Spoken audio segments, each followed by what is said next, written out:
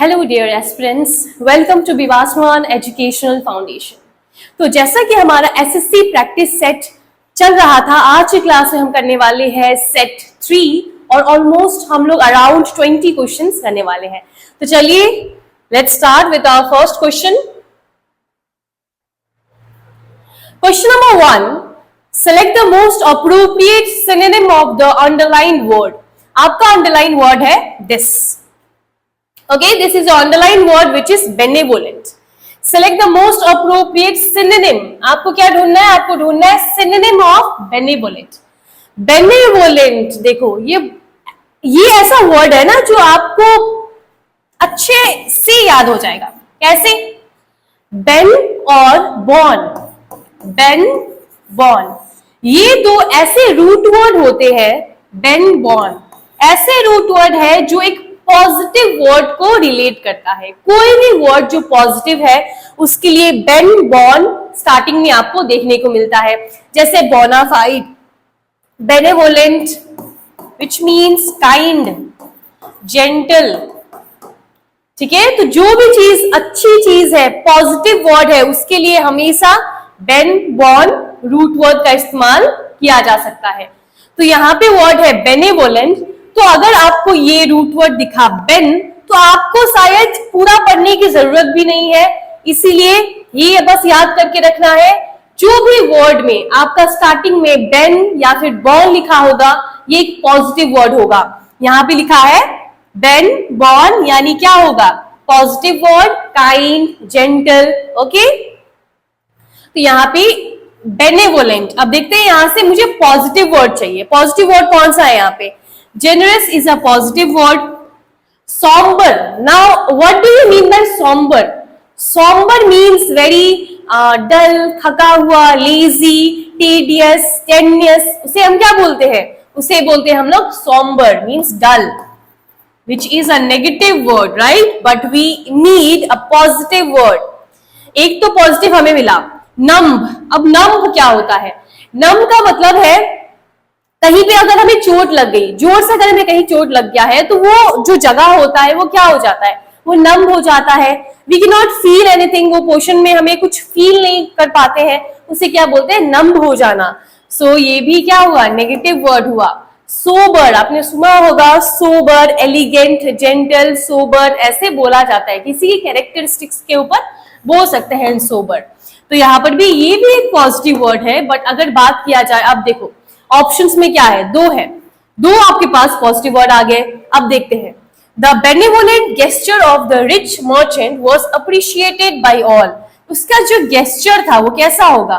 वो बहुत ही ज्यादा जेनरस होगा। जेनरस गेस्चर जो है वो रिच मर्चेंट का, सबने उस चीज को अप्रिशिएट किया, राइट? तो इसका आंसर ऑप्शन नंबर 1 हो जाना चाहिए। Let's move on to next question. Select the most appropriate synonym of the word given in the bracket to filling the blanks. He is very dash to join the Air Force. In bracket, as you can see, इधर लिखा हुआ है eager, right? Eager. Now, what do you mean by eager? Eager का मतलब होता है जानने की इच्छा। कोई चीज अगर मुझे जानना है, मैं बहुत ज्यादा inquisitive होना, right? तो हम क्या बोल सकते हैं? Very keen to know. We are keen to know something. He is very dash to join the Air Force. वो बहुत ही ज्यादा क्या होगा? Keen, irksome, dubious, unconcerned. Your answer will be option number 2, keen. Option number 1, irksome. Irksome is a negative word. Now what do you mean by irksome? तो irksome का मतलब होता है बहुत ही ज्यादा irritating, बहुत ही ज्यादा annoying. उसे हम क्या बोलते हैं? irksome बोलते हैं। ठीक है, The next one is dubious. Dubious, किसी चीज में डूब जाना, dubious. Dubious का मतलब हो जाता है अब बहुत ही ज्यादा डाउटफुल होना, बहुत ज्यादा कंफ्यूज हो रहे हो, कुछ समझ नहीं आ रहा, तो उसको क्या बोलते हैं? dubious बोलते हैं। आप ऐसे याद रखना, डूब गया, कोई चीज में आप डूब गए, यानी क्या हो गया? आप कंफ्यूज हो गए, डाउटफुल हो आप। देन अनकंसर्न्ड। अनकंसर्न्ड क्या है यहाँ पे? अनकंसर्न्ड मतलब, कंसर्न मतलब होता है कोई चीज की चिंता करना, राइट? वरीड को क्या बोलते हैं हम लोग? कंसर्न होना। तो अन लग गया है, अन या इन होने से क्या हो जाता है, नॉट हो जाता है, मैंने आपको बताया था क्लास में। तो नॉट रिलेट करता है, तो one who is not concern about anything, उसको किसी भी बात की चिंता नहीं है, उसे हम बोलेंगे option number 4। Question number 3. Select the most appropriate antonym of the underlined word. The boy looked dishevelled. This is your underlined word. Word is dishevelled and lost. तो आप देख सकते हो यहाँ पे मैंने आपको ये बात बताया हुआ है, whenever you see and, इससे पहले और इसके बाद अगर यहाँ पे पॉजिटिव है तो यहाँ पर भी पॉजिटिव होगा, यहाँ पे नेगेटिव है तो यहाँ पर भी नेगेटिव होगा, राइट? मैंने आपको ये बता के रखा है। तो अगर यहाँ पे एंड के बाद यहाँ पे क्या है, नेगेटिव वर्ड है, तो यहाँ ये भी क्या होगा, ये भी तो नेगेटिव होगा, राइट? एंड के बाद अगर नेगेटिव वर्ड है तो इधर भी तो नेगेटिव वर्ड होगा, तो ये नेगेटिव नेगेटिव। बट मुझे क्या चाहिए, एंटोनिम चाहिए, मींस नेगेटिव क्वेश्चन में था, इसका एंटोनिम मतलब हो जाएगा आपको पॉजिटिव वर्ड चाहिए। तो इसमें से ढूंढो पॉजिटिव वर्ड कौन सा है। Tidy is a positive word, excited is a positive word, clumsy is a negative word, infuriated is a negative word. Now you are left with two options. आप ये कैंसिल कर सकते हो ये दोनों, क्योंकि नेगेटिव था, हमें तो पॉजिटिव चाहिए। अब बात है इन दोनों में से आपका आंसर क्या होगा, वो डिपेंड करता है आपके सेंटेंस के ऊपर, राइट? लेकिन चार में से दो तो एलिमिनेट हमने आसानी से कर दिया पॉजिटिव नेगेटिव करके। अगर मैं बात करूं टाइडी, टाइडी मतलब क्या होता है, साफ सुथरा रहना। क्लमसी, क्लमसी का मतलब होता है केयरलेस, लापरवाह। इन्फ्यूरिएटेड, इन्फ्यूरिएटेड मतलब होता है गुस्सा करना, to get angry. Excited we all know. So the boy looked lost, lost के साथ क्या हो सकता है, क्या होगा वो क्या होगा, वो अनटाइडी होगा। डिसहेबल्ड का मतलब होता है untidy. So your correct answer will be option number A, tidy. Question number 4. Select the option that can be used as one word substitute of the given group of words. One who believes in faith. जिसको faith पे believe होता है इसे हम बोलेंगे fatalist. Option number C. Let us know other options as well. Realist, realist जो reality पे रहता है कि हाँ जो चीज है वो है। Agnostic, एग्नोस्टिक का मतलब होता है जो श्योर नहीं है अबाउट गॉड्स एग्जिस्टेंस, भगवान का होना ना होना वो श्योर ही नहीं है उस चीज को लेके, तो उसे हम बोलेंगे एग्नोस्टिक। ठीक है, one who is not sure about God's existence is agnostic.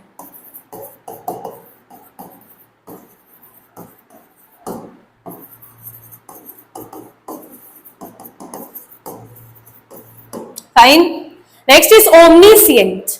Now what is omniscient? तो ओमनीसिएंट का मतलब होता है जिसको सब कुछ पता है, जिसको सब कुछ पता है, one who knows everything.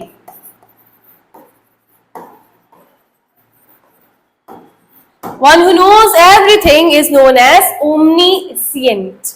Is that clear? Let's see other question. Next question is the following sentence has been divided into 3 segments. Okay, so let's see question number 5. The following sentence has been divided into 3 segments A, B, C. ठीक है, यानी एक आपके पास एक sentence है उसको भागों में बांटा गया है ए, बी और सी ने। वन ऑफ दैम में कंटेन अ ग्रामेटिकल एरर। एक पार्ट में आपको एरर दिखेगा, select the segment that contains the error. तो आपको बताना है आपको बताना है कि किस पार्ट में आपका एरर होगा। तो चलिए देखते हैं। A honourable person, very easy right. A honourable person होता है क्या? ऑनरेबल पर्सन, ऑनरेबल पर्सन, आप और एन आर्टिकल कब यूज करते हैं हम लोग? अ तब यूज करते हैं जब कॉन्सोनेंट साउंडिंग वर्ड होता है, एन तब बोलते हैं जब वोवल साउंडिंग वर्ड होता है। तो यहाँ पे a honourable person deserves respect from everybody नहीं होगा, यहाँ पे होना चाहिए an honourable person, because a लिखा हुआ है। A means what? Vowel sounding word, right? एक चीज हमेशा याद रखिएगा, वोवल जब भी आपको रिलेट करना होगा, जब आपको समझ नहीं आता कि ए ई आई ओ यू, कभी कभी उससे भी गलत हो जाता है, तो आप क्या करोगे, जो भी आपने बचपन में सीखा है आ ई, छोटी बड़ी, छोटा ऊ बड़ा ऊ, या फिर A O and then O, right. हमने ये पढ़ के रखा हुआ है, अगर आपने हिंदी में पढ़ा है या फिर आपने बांग्ला में पढ़ा है, दोनों ही चलेगा, राइट, दोनों ही चलने वाला है। जब भी प्रोनाउंस करोगे कोई भी वर्ड को और ये सब साउंड करेगा फर्स्ट में, ये सभी साउंड करेंगे, तभी वो जाके क्या होंगे, वोवल साउंडिंग वर्ड होगा। तो इसमें देखो ओ लिखा हुआ है, ओ इज वेयर, ओ, सो ये क्या है, वोवल साउंडिंग वर्ड है and we have to use an for that. So option number A will be correct. Question number 6, sentences of a paragraph are given below in jumbled order, यानी आपका para jumble है। देखते हैं क्या कर सकते हैं इसमें। The so-called harmless activities of a small number of people are increasingly becoming a serious problem for the internet. Internet के लिए ये बहुत ही ज्यादा बड़ा प्रॉब्लम बन के आया है। You would have seen an increasing amount of junk mail showing up in your email, ठीक है। It is सबसे पहले देखिए यहाँ पे द लिखा हुआ है, आप तरीका जानो, आप पैराजंबल को सॉल्व कैसे करोगे, ये तरीका देखिए। द, यहाँ द आर्टिकल लिखा हुआ है, can we start with the article the, we can not start, we can only start जब स्पेसिफिक कोई चीज के बारे में लिखा होगा या फिर कोई कंपनी के बारे में लिखा होगा, तभी आप स्टार्ट करोगे, नहीं तो हमेशा यू नीड आर्टिकल अ या फिर कुछ भी नहीं, द से स्टार्ट नहीं कर सकते। फिर उसके बाद क्या लिखा हुआ है यहाँ पे देखो यू लिखा हुआ है, यू ये एक प्रोनाउन होता है, we can not start with pronoun, you always have to start with noun first, then only you have to go for pronoun. पहले आएगा नाउन, उसके बाद ही आएगा प्रोनाउन। तो ये भी स्टार्टिंग नहीं हो सकता, बी से स्टार्ट नहीं कर सकते, ए से स्टार्ट नहीं कर सकते। It is, again now it is also a pronoun, right, it भी तो प्रोनाउन है, तो प्रोनाउन से आपको स्टार्ट नहीं करना है, आपको नाउन चाहिए होगा। तो यहाँ देखो स्पैम लिखा हुआ है, spam is a noun, right. तो सबसे पहले नाउन आएगा, यानी ऑप्शन नंबर डी ही आपका स्टार्टिंग पॉइंट होगा। तो यही है आपका आंसर। कितनी आसानी से सॉल्व कर लिया हमने, राइट। बस आप पार्ट्स ऑफ स्पीच को याद रखना, पहले नाउन उसके बाद ही प्रोनाउन का यूज करोगे, आर्टिकल याद रखना अ आएगा, उसके बाद ही आप द के लिए जाओगे। Select the incorrectly spelled word, इसमें से इनकरेक्ट कौन सा है आपको बताना है। टेरिफाइंग, ये तो सही लग रहा, फ्रॉस्टी भी सही लग रहा। यहाँ देखो गॉज, गॉज की स्पेलिंग क्या होती है, गॉज की स्पेलिंग होती है GAUGE, जिसका मतलब होता है कोई चीज को मेजर करना, राइट, कोई चीज को मेजर करने को क्या बोलते हैं हम लोग, गॉज बोलते हैं।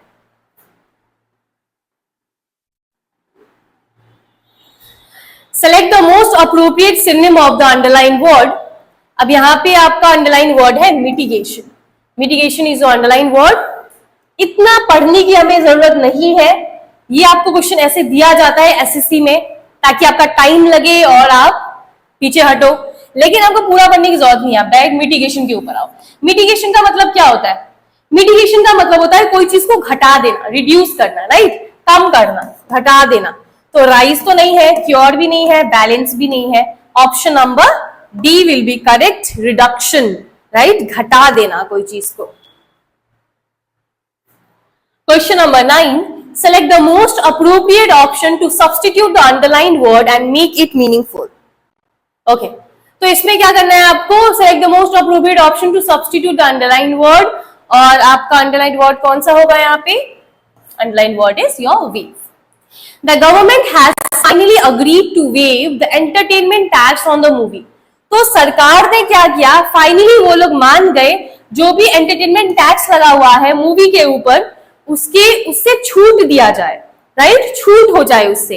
तो यहाँ पर कुछ चाहिए जिसमें उन्होंने गिव अप कर दिया, टैक्स को हटा दिया, रिमूव कर दिया, कुछ ऐसा वर्ड चाहिए। बट ऑप्शंस भी कुछ ऐसा ही है, राइट। जितने भी ऑप्शंस है यहाँ देखो, ऑप्शन नंबर 1 वेव, इसका मतलब क्या होता है, इसका मतलब होता है सरेंडर करना। वेगर का मतलब होता है कोई चीज को रिस्क से करना, देन वीवर। अब वीवर का मतलब क्या होगा? वीवर का मतलब हो जाता है आपका कमजोर, राइट? वीवर का मतलब हो जाएगा आपका कमजोर, वीक। और वेब तो आपको पता ही है, इंटरनेट वेब। तो यहाँ पे आंसर आपका सही क्या होना चाहिए? ऑप्शन नंबर ए, सरेंडर कर दिया, गिव अप कर दिया। Let us know some synonyms of surrender. Yield, surrender, withdraw, ये सब क्या है? ये सब कुछ सिनोनिम्स है of surrender. Question number 10, select the most appropriate meaning of the underlined phrase. Ravish is ready to throw caution to the wind. यहां पे लिखा हुआ है select the most appropriate meaning of the underlined phrase. Underlined phrase कौन सा है? Caution to the wind. Caution to the wind. Ravish is ready to throw caution to the wind. इसका मतलब क्या होता है? रविश क्या चीज के लिए रेडी होगा? Fight with wind, act foolish, बुद्धू एक्ट करने के लिए रेडी होगा, स्पेंड लैविशली, रिस्क लेने के लिए रेडी होगा, राइट? रिस्क लेने के लिए रेडी होगा। Question number 11, select the incorrectly spelled word. इन सभी में से इनकरेक्टली स्पेल्ड वर्ड कौन सा है? यहाँ पे थोड़ा सा मिस्टेक हो गया है, यहाँ पे होगा के, ठीक है? ये आपका क्वेश्चन था यहाँ पे। तो अगर क्वेश्चन के हिसाब से देखो तो हिसाब से पता भी चल गया हमें, यहाँ पे मिस्टेक है, जो पहले लिखा हुआ था वही होना चाहिए आंसर, कैरिश्मा, ठीक है? इसका मतलब होता है बहुत ही ज्यादा अच्छा, attractive. Select the most appropriate synonym of the given word, transgression. अब ट्रांसग्रेशन का मतलब क्या होता है? तो ट्रांसग्रेशन का मतलब होता है, सिंपल में बोला जाए, आप ऐसे याद करो, ट्रांसग्रेशन, वायोलेशन, ट्रांसग्रेशन, वायोलेशन। तो ऑप्शन में आपको यही देखने को मिला है, वायोलेशन, तो यही आपका सही आंसर हो जाएगा, ठीक है? Success, virtue, Metamorphosis. अब मेटामॉर्फोसिस का मतलब होता है कोई चीज जो पहले से चेंज हो चुका है, चेंज होने को हम क्या बोलते हैं? चेंजेस को बोला जाता है मेटामॉर्फोसिस।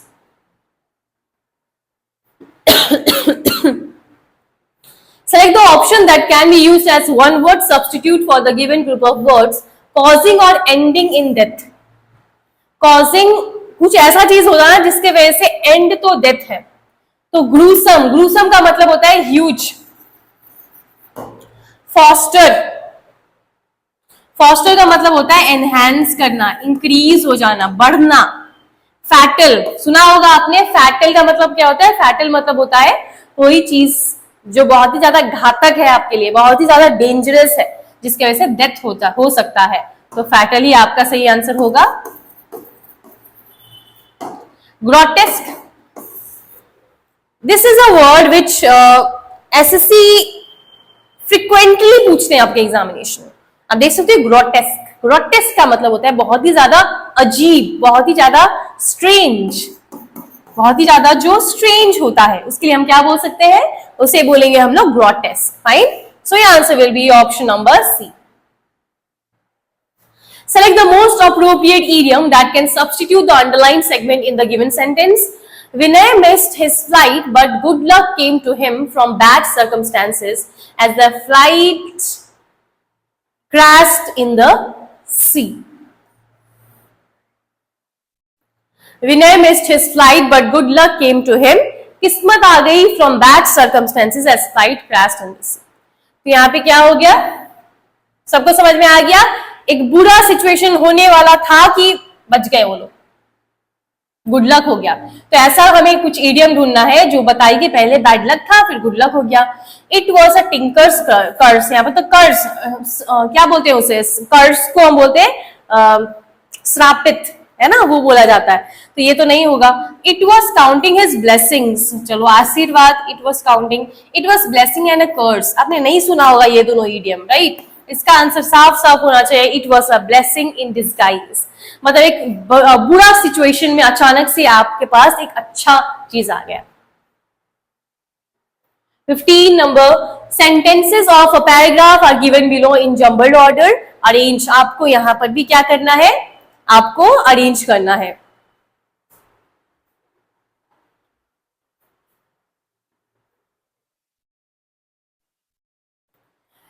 तो यहाँ पे देखिए मैंने जो बताया था उसके हिसाब से आप कर सकते हो द ओलंपिक। आप क्या द से स्टार्ट कर सकते हो, article the we can not start, तो आप इसको कैंसिल कर दो। ऑप्शन में देखो ए से स्टार्ट हो रहा था तो उसको भी हटा दो। फिर नेक्स्ट में देखो before the 1970s the game start कर सकते हैं ना, बिफोर से स्टार्ट कर किया जा सकता है। सो बिफोर, अच्छा बी भी तो है, Olympic games is an athletic festival. Okay, यहां से भी स्टार्ट हो सकता है। यहाँ पे बात किया जा रहा है, एक नाउन है, ओलंपिक गेम्स के बारे में बोला जा रहा है। Is an athletic festival that originated in ancient Greece was revived in the late 19th century. ठीक है। सी में देखिए before the 1970s the games was officially limited to competitors with amateur status, but in 1980s बहुत सारे events खोले गए professional athletes के द्वारा। करेंटली से भी आप स्टार्ट नहीं किया जा सकता है, वैसे भी ऑप्शन डी तो स्टार्टिंग था ही नहीं। You are left with B, C और डी ऑप्शन के साथ आप हो यहाँ पे। देखो अगर बात किया जाए, आपने सी से अगर आप स्टार्ट करोगे तो आपको क्या पता चल रहा है किस चीज के बारे में बात हो रहा है। सबसे पहले आप सब्जेक्ट ढूंढोगे, तो सब्जेक्ट यहाँ पे क्या है, ओलंपिक गेम्स के बारे में बोला गया है ना, ओलंपिक गेम्स, यानी आपका बी ही स्टार्टिंग होगा। आप ऑप्शंस भी देखो, दो ऑप्शंस है आपके पास, तो ये भी है ये भी है। अब आपको पता लगाना है बी के बाद सी आएगा या बी के बाद डी आएगा। तो यहाँ पे बोला गया ओलंपिक गेम्स के बारे में, और वही बिफोर, अब उसको एकदम डिटेल में बताया गया कि 1917 से पहले और अब 1918 में बहुत सारे इवेंट्स को खोला गया है ना, यानी बी के बाद क्या आना चाहिए, सी आना चाहिए। डिटेल एक्सप्लेनेशन आपको किया गया है सी में। 16 number, identify the incorrectly spelled word from the given options. तो यहाँ पे ऑप्शन है आपके पास कुछ, आपको बताना है इसमें से कौन सा इनकरेक्टली स्पेल्ड है। ऑप्शन नंबर 1 की तरफ आते हैं। ऑप्शन नंबर 1 में देखिए वीव लिखा हुआ है, वीव। अब ना वीव का मतलब क्या होता है, वीव का मतलब क्या होता है, वीवर क्या होता है, सिलना, है ना, सिलने को बोलते हैं। स्पेलिंग तो सही लग रहा है। फिर इसके बाद हीव की अगर स्पेलिंग देखो ये भी मुझे सही लग रहा, और हीव का मतलब होता है कोई चीज को लिफ्ट करना, है ना, लिफ्ट करने को बोलते हैं। ऑब्सेस की स्पेलिंग थोड़ी गड़बड़ लग रही है। यहाँ पे क्या होनी चाहिए, ओ बी सिंगल एस होना चाहिए, ई डबल एस होगा। ठीक है, तो ऑप्शन नंबर सी आपका सही आंसर होगा। सीव, जितने भी चाय लवर्स है, तो चाय लवर्स को तो अच्छे से पता होना चाहिए सीव क्या है, क्योंकि चाय जब पीते हो तो उसको छन्नी जो होता है, छन्नी में छान के पीते हो, उसी छन्नी को हम बोलते हैं सीव। जैसा भी छन्नी हो उसे सीव बोलते हैं। 17 number, select the most appropriate synonym of the given word. Earnestly का आपको सिनोनिम बताना है, और हमें पता है earnest is a positive word, right, तो पॉजिटिव ढूंढो। देखो वॉर्डिली का मतलब है बहुत ज्यादा बोलना, वर्डबोसली का मतलब भी है ज्यादा बोलना। ए और सी एक दूसरे का सिनोनिम है, ए और सी एक दूसरे का सिनोनिम है यहाँ पे, वॉर्डिली वर्बोसली, ठीक है, एक दूसरे का सिनोनिम है। एम्बिगियसली, देखो एम्बिगियसली में क्या है, एम्बिगियसली हमने ये वर्ड बहुत बार देखा है, राइट। एम्बी का मतलब है बोथ, मिक्स्ड फीलिंग्स है ना, बोथ है, मतलब हैप्पी भी सैड भी, तो एम्बिगियस, कंफ्यूज हो रहे हो, एम्बी का मतलब कंफ्यूज होना ही होता है, तो एम्बिगियस मतलब हो जाएगा अनक्लियर, जब आप कोई चीज से क्लियर नहीं हो उसे हम बोलते हैं एम्बिगियस। फिर आता है ऑप्शन नंबर डी, तो यही आपके पास ऑप्शन बचा और यही आपका सही आंसर हो जाएगा। Let's see question number 18. Identify the sentence with correct spelling. Correct spelling है कौन सा correct spelling है ये आपको बताना है। There was not enough, enough की spelling गड़बड़ है यहाँ पे, है ना, correct spelling बतानी है। There was not enough food in the beggar's house, ये मुझे सही लग रहा है, enough की spelling गलत है, यानी option number B will be correct. Select the option that can be used as a one-word substitute for the given group of words. A person whose age is between 70 and 79 years old. 70 and 79 years old के जो बीच में होते हैं उसे हम क्या बोलते हैं, उसे क्या बोला जाता है, उसे बोला जाता है ऑप्शन नंबर ए सेप्ट्यूजेनरियन। देखो बहुत ही आसान है, 80 होगा तो ऑक्टा होगा, 90 होगा तो नौना होगा, और सेंचुरियन बोला जाता है जो 100 हो जाते हैं, है ना। एज्ड पेंशनर, जिसको पेंशन मिल रहे हैं, ओल्ड पीपल को बोला जाता है। लास्ट क्वेश्चन है आपका, select the most appropriate synonym of the given word crude. अब इसका आपको बताना है क्रूड का मतलब क्या होता है, सिनोनिम बताना है आपको। क्रूड आपने सुना होगा, क्रूड मतलब होता है बहुत ज्यादा घुमा फिरा हुआ, या फिर ट्विस्टेड बोल सकते हैं, तो यहाँ पे ट्विस्टेड ही आपका आंसर होगा।